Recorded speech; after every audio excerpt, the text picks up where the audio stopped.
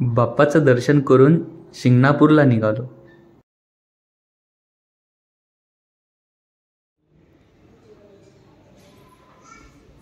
सकाळपासून स्वानंदीचे आनंदी व्हिडिओ पाहून मला पण व्लॉग बनवायचा विचार मनात आला.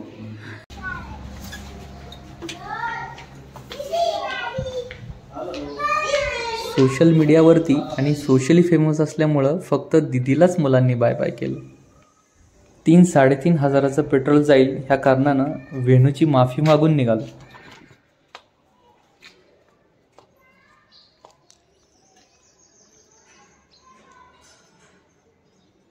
वरून उन्हाचा कडाका आणि खालून धूर निघू नये म्हणून ओलाला पण सावलीत लावून ठेवली.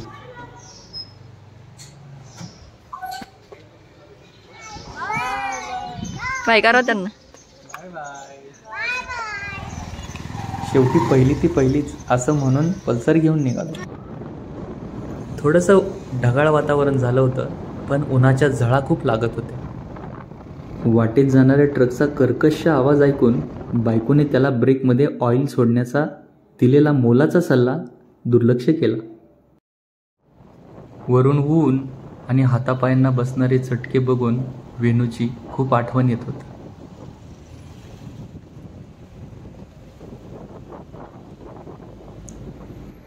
कात्रज बोगद्याच्या अलीकडं मात्र ऊन सहन न झाल्यामुळं थांबण्याचा निर्णय घेतला.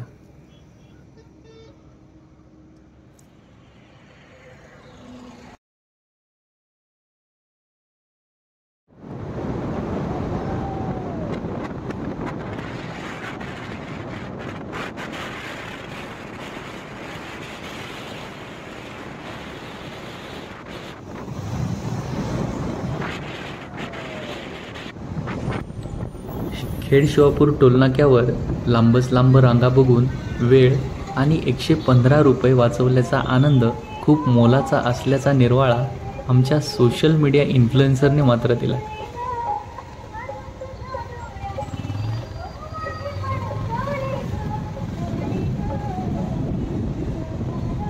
बघ बरं, वेणू आणले असते काय झालं असतं.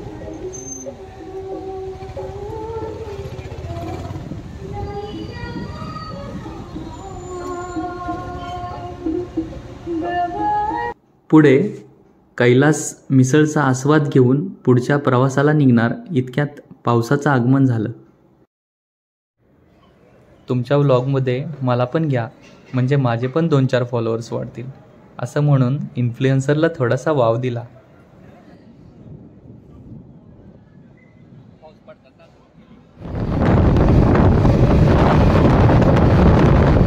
ऐन उन्हाळ्यात वीरचा पाणीसाठा पाहून बारामतीकरांना जेवढा आनंद होतो तेवढाच आनंद मलाही झाला. संत ज्ञानेश्वर पालखी महामार्गावरून आम्ही नातेपुतेच्या दिशेने निघालो. वरून असणारं ऊन, धूर याच्यामुळं इन्फ्लुएन्सरशी थोडीशी फारकत घेऊन बाहेरून लस्सी पिऊन आलो. एकदम सुंदर रोड, ढगाळ वातावरण आणि उन्हाचा पारा थोडासा कमी झाला होता.